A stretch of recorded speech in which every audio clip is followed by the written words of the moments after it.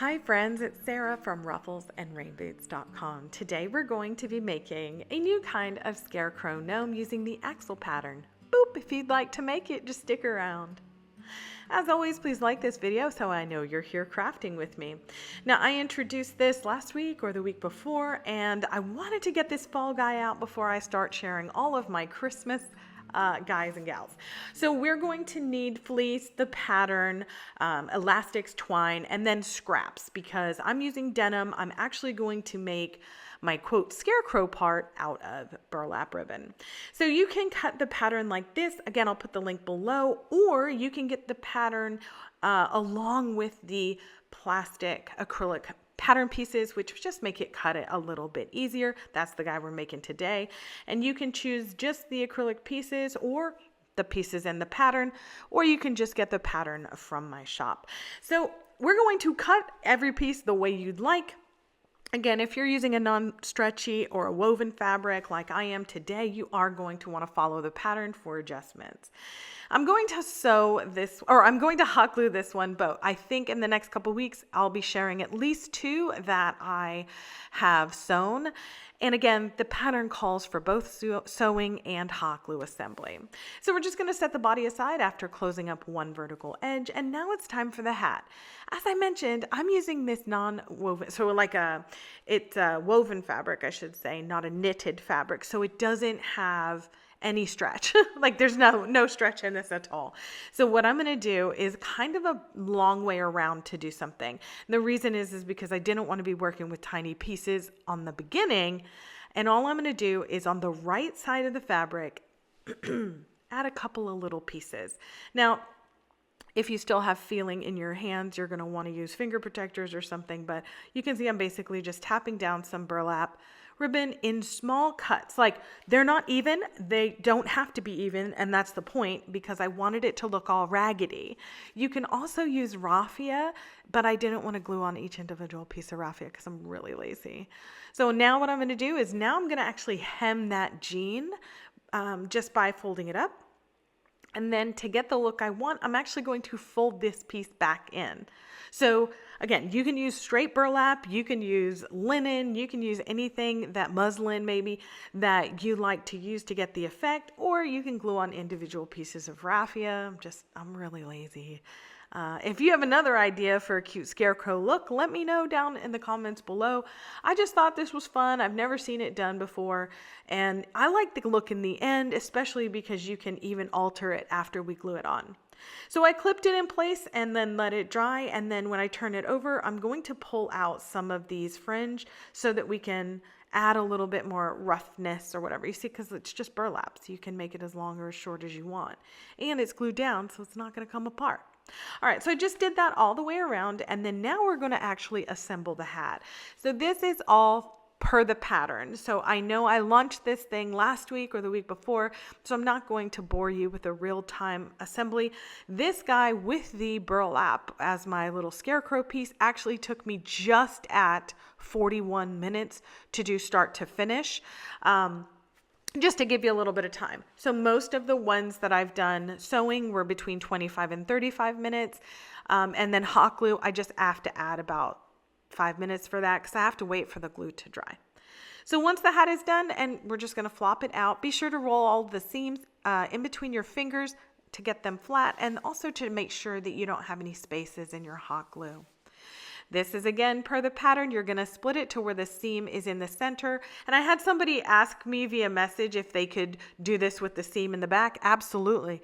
I think in the next couple weeks, I have a few of these with little feet. There's feet add-ons in the pattern, arm add-ons, and of course our bunny ears that have been copied by everybody. But I'm telling you, it's going to be cute for Easter. So if you pick up this pattern and you're wondering why there's bunny ears in there, because I think ahead. Anyway, I'll be sharing how to assemble this body with the feet on pretty shortly. So once we added the weight that's cited in the pattern, we're just going to add the fluffing. Now, or stuffing. Also, why not call it fluffing? I say we start a petition. It's now called fluffing. So I'm just going to be tucking it along the edges right at the corner to make sure you have a nice little edge on that. Again, that's going to be done through stuffing and not the weight or base that you use. I did have some people asking me about beans, rice. I don't use food products. If you sell, I do not recommend you use food products. And then somebody had mentioned they use cat litter. Absolutely, if you put sand or cat litter inside of a sealed container like a zip top plastic bag, it's great. But sand, kitty litter, and salt all are designed to absorb moisture, so I stay away from those. Again, you do what you want. Be sure to disclose it in your listing if you sell. So once we have our stuffing, I'm going to tell you, this is another answer to a question I get all the time. Can I use rubber bands to close it up so I don't have to sew it? Absolutely. You don't even have to use the rubber bands. You can just tie it up with a piece of twine.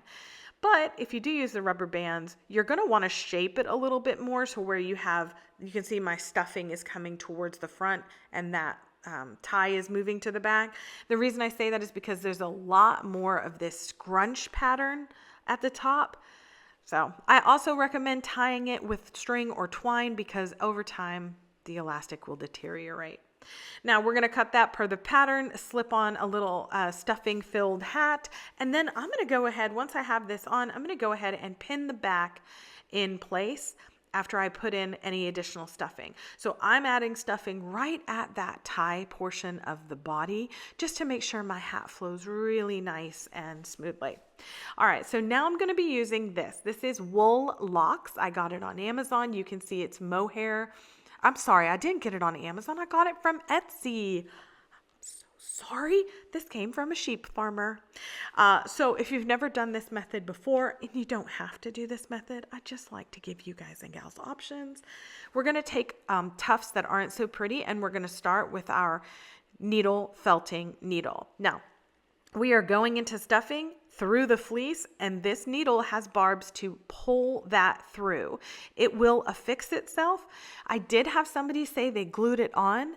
Be prepared because the glue may break down over time when you're working with mohair or any kind of wool lock, but you can also do that. It'll also actually press it down a little bit more, kind of flattening it out.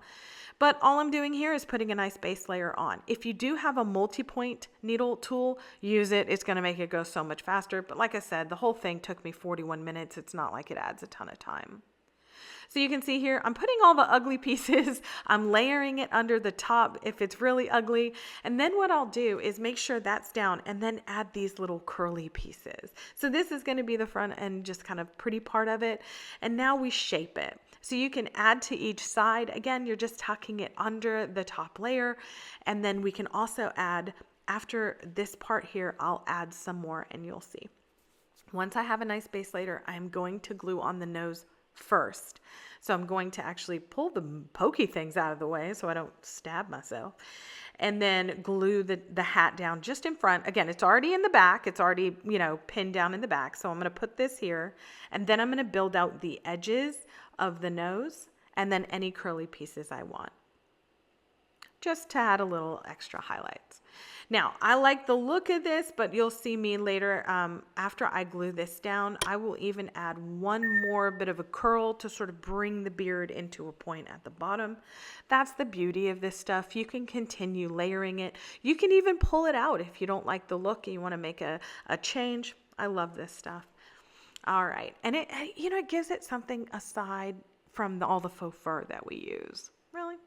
Now it's time to just decorate, and I'm going to be using a piece of burlap with fleece on it. All I did was just glue onto a silicone pad a little cut of fleece and just glued that right to the edge. Now I did cut off the little edging piece of this jean shirt, and I'm going to glue that on just to add a little extra layer here.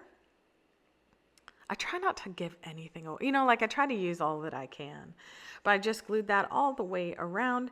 And again, you can add something to the hat. You can add the arms. You can add the feet. I just want to show a couple basic ideas here in the beginning when I launch a pattern. So I had a little space there, added a bit of a curl, and look, He falls perfectly. Always do a drop test on your gnomes that are like this. But I'd love to hear what you think of this guy. Let me know down in the comments below. Also in the comments, you can get the pattern and the link to the acrylic pieces. Thank you so much for watching. Please like, please share, and please subscribe for more crafty fun.